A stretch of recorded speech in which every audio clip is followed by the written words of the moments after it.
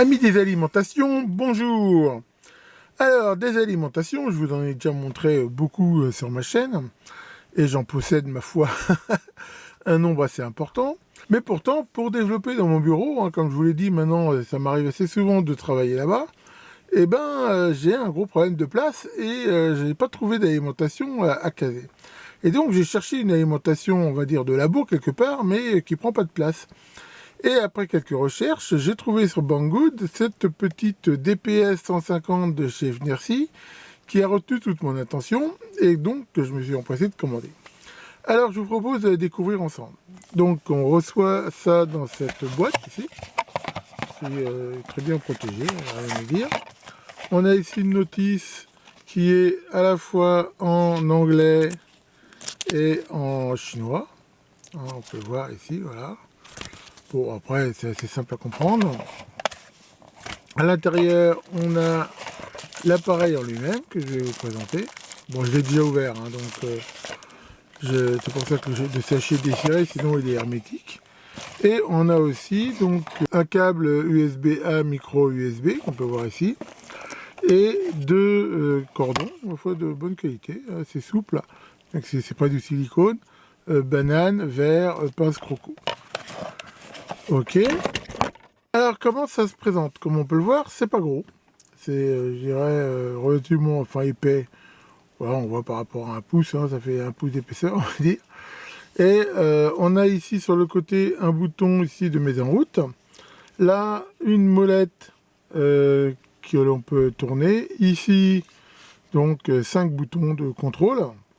Un écran que comme on peut voir, on peut comme ça incliner.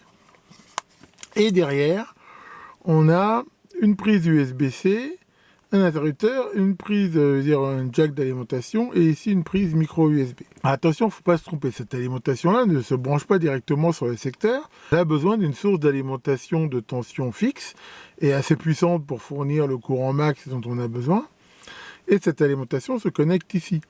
Et on peut la connecter, on va dire, de deux façons. Soit on peut connecter une source compatible USB-C et on mettra ici les petits interrupteurs dans cette position-là.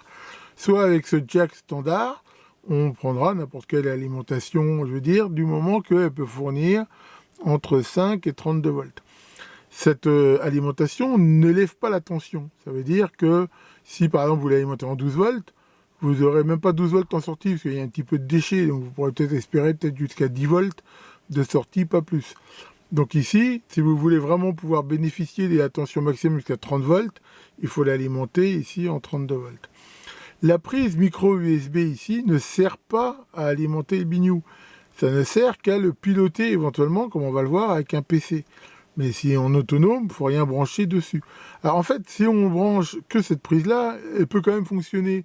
Mais elle va fonctionner dans un mode très dégradé. D'abord, elle ne pourra pas sortir plus de 3,2, 3,3 volts en sortie.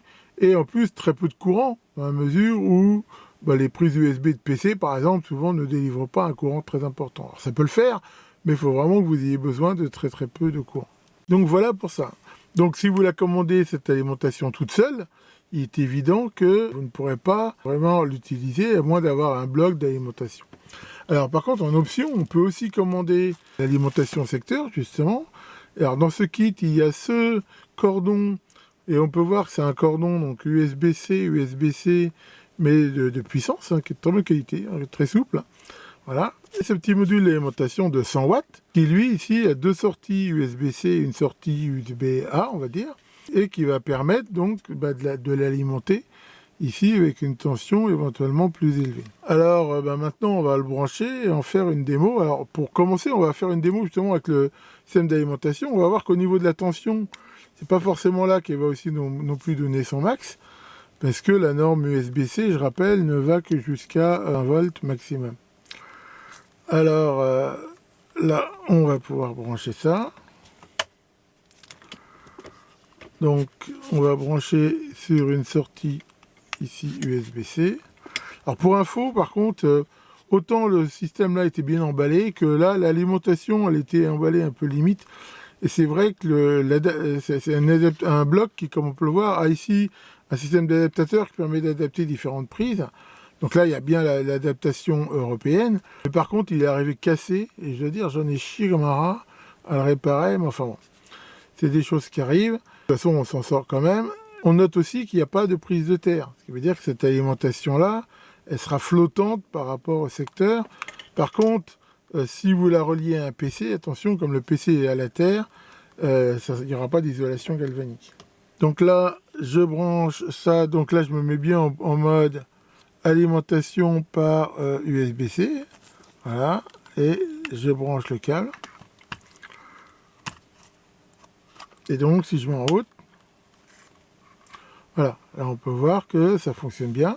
On voit que la tension d'entrée est de 19,94. On la voit ici. Donc, comme je l'ai dit, c'est elle qui va fixer le max que l'on peut espérer avoir en sortie. Sinon, de façon très classique, on va avoir le courant de sortie, la puissance de sortie, la tension de sortie, et ici la tension que l'on règle, et ici la limitation de courant. Là, par exemple, on peut mémoriser un certain nombre de réglages assez facilement. Voilà, par exemple, là, je suis réglé sur 5 volts 5 ampères, par exemple. C'est un exemple. Mais on peut bien sûr, à tout moment, ici, changer les réglages, voilà. Là, pour changer la tension, voilà. Ou ici pour changer le courant. Par exemple, là, je vais me limiter à 1 ampère. Donc là, on tourne la molette, là. Voilà, pour pouvoir choisir. Et donc, pour mettre en route la sortie, on appuie ici sur le côté. Et on a ici donc la tension de sortie qui s'affiche. Et on voit qu'elle est bien égale à la tension. On voit aussi que les bornes s'allument pour montrer que c'est sous tension. Donc vraiment, c'est très très simple d'utilisation. On a en même temps le temps de mise en route, l'énergie totale qui a été délivrée. C'est assez puissant. Et pour info, en restant ici appuyé sur ce bouton, on va aussi pouvoir voir l'évolution de la tension et du courant dans le temps. Donc ça, c'est pareil, ça peut être assez sympa. Voilà. Donc là, justement, on va lui tirer, je vais lui mettre une charge électronique et on va faire quelques essais. Bon, alors là, j'ai fait un montage donc pour pouvoir faire différents tests. Donc là, la sortie, je l'ai mis en série avec un ampèremètre de mon multimètre Yoki, là. Et on peut voir que c'est plutôt bon, parce que là, on voit que pour 800 milli affichés, la réalité est de 802 mA. A priori, il y a une petite erreur de 2 mA, ce qui honnêtement, pas... Moi, c'est dans les specs. Pour info aussi, je lui ai mis ici mon CP130, qui va permettre, avec un oscilloscope, de mesurer correctement le niveau de bruit. Donc, so far so good. On peut déjà voir que la limitation de courant fonctionne bien.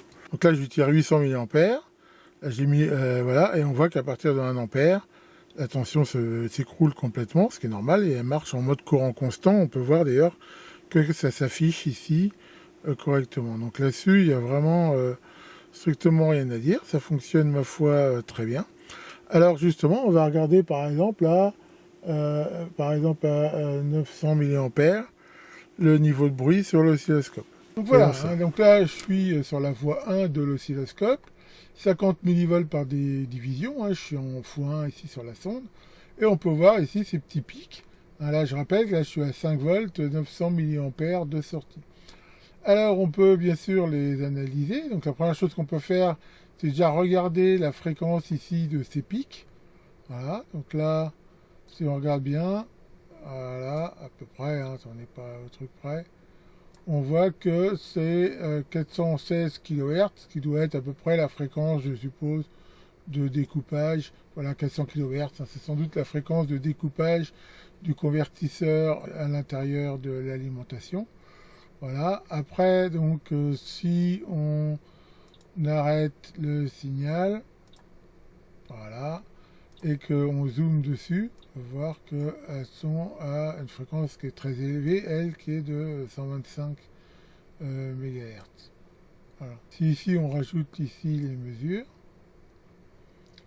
voilà, on peut voir que on a 130 mV crête, ici, mais sur ces pics ici qui sont assez forts, mais une moyenne qui est elle qui est beaucoup plus basse. Alors bon, 130 mV pour une élément découpage, on va dire, c'est un poil élevé, mais je veux dire, c'est pas vraiment inhabituel ici. Voilà, là pour info, je suis à son courant maximum, c'est-à-dire je lui demande 5 volts, et de sortir 5 ampères. Donc là, on voit quand même une augmentation nette du bruit ici, hein, si on refait un coup de automatique pour voir.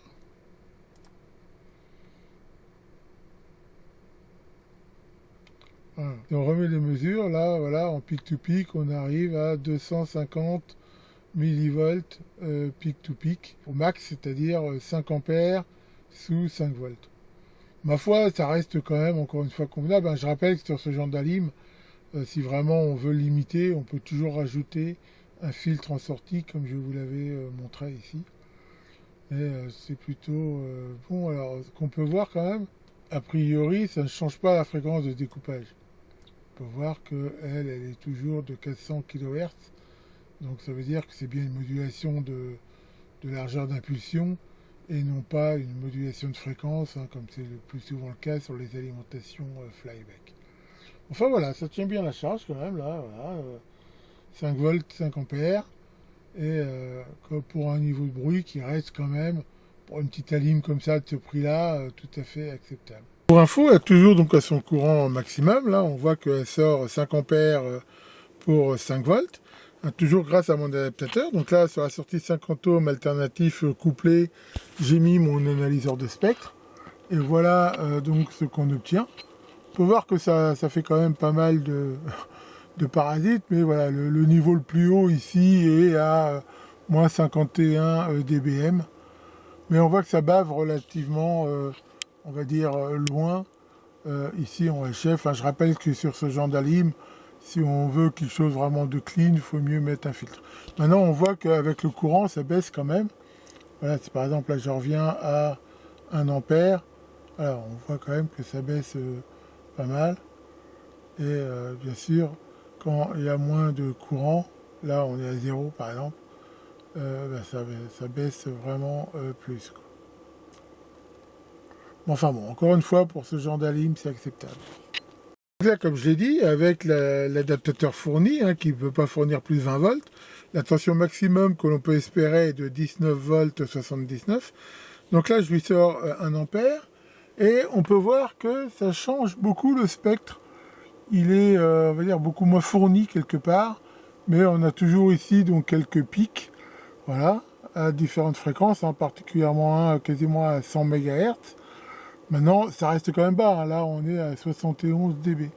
Donc a priori quand même, plus la tension de sortie est élevée, moins quelque part elle fait beaucoup de parasites. Alors pour info, j'ai programmé ma charge là électronique pour avoir une variation. Et là, on voit tout à fait l'intérêt de ce graphe. Là, on voit en jaune la tension donc, qui monte à son maximum, hein, 19 volts. Et on voit en bleu les variations de courant. Donc ça peut être quand même intéressant dans certains cas de voir. Bon, maintenant, c'est pas un oscilloscope, il ne faut pas s'attendre à une vitesse d'acquisition très très grande. Mais pour des variations lentes, ça peut être intéressant. Alors maintenant, nous allons regarder justement comment on peut piloter cette charge par PC. Alors voilà, on peut télécharger sur le site Nirti l'application PC. En fait, il n'y a même pas d'installeur, c'est directement un exe que l'on peut lancer sur Windows. Donc quand on branche avec le câble USB l'appareil, il apparaît comme un port COM. Alors quand on lance l'appli, par contre, par défaut, elle est en chinois. Donc la première chose à faire, c'est d'aller dans les réglages ici, voilà, et de choisir, alors il n'y a pas français, mais on peut choisir anglais, voilà. Ensuite, il faut connecter l'appareil. Donc là, on voit qu'il apparaît, alors ça dépend de votre PC, mais là, il apparaît en COM3 chez moi. Et là, on se connecte. Et voilà, ici, on voit qu'il est connecté. Là, j'ai pas connecté d'alimentation extérieure. Donc, on voit que la tension max de sortie, elle est limitée à 3,38 volts. Pourquoi? Parce que, justement, il est alimenté que par dans USB. Et là, il propose une limitation de courant à 5 ampères, mais c'est sûr qu'il ne tiendra pas, parce que ça ne peut pas fournir plus que peut fournir votre port USB de PC. Donc c'est pas forcément très intéressant. Par contre, ce que je vais faire maintenant, justement, c'est que je vais la relier sur l'alimentation externe. Donc voilà, j'ai connecté l'alimentation. Donc on voit maintenant que à nouveau la limitation, la limite max de la tension est presque de 12 volts. Voilà. Et donc on peut complètement la piloter à distance. Par exemple, là, si je veux mettre en route la sortie, on a ici la sortie et on récupère bien ici, hein, vu que j'ai toujours ma charge là qui fait ici des variations automatiquement. Ça, ils enregistrent, hein, on a toujours la tension ici et le courant. Et là, je peux couper ici la sortie. Toutes les données peuvent être par exemple enregistrées sous forme Excel. On choisit si on veut enregistrer la tension, le courant, les deux. Donc ça reste assez puissant. Ici, on va pouvoir paramétrer les différents, ce qu'ils appellent groupes. En fait, c'est des mémoires, hein, qu'on peut après rappeler même quand l'appareil n'est pas connecté. Là, par exemple, je me suis fait un réglage à 5 volts, 1 ampère. Et on peut comme ça avoir 6 mémoires comme ça. Voilà. Après, on peut régler la brillance. On a ici les différentes informations, la température, donc la sortie. Et là, on a même des données plus complètes, hein. On va voir ici justement les différents enregistrements. On peut avoir ici, faire des variations de la tension, des variations du courant.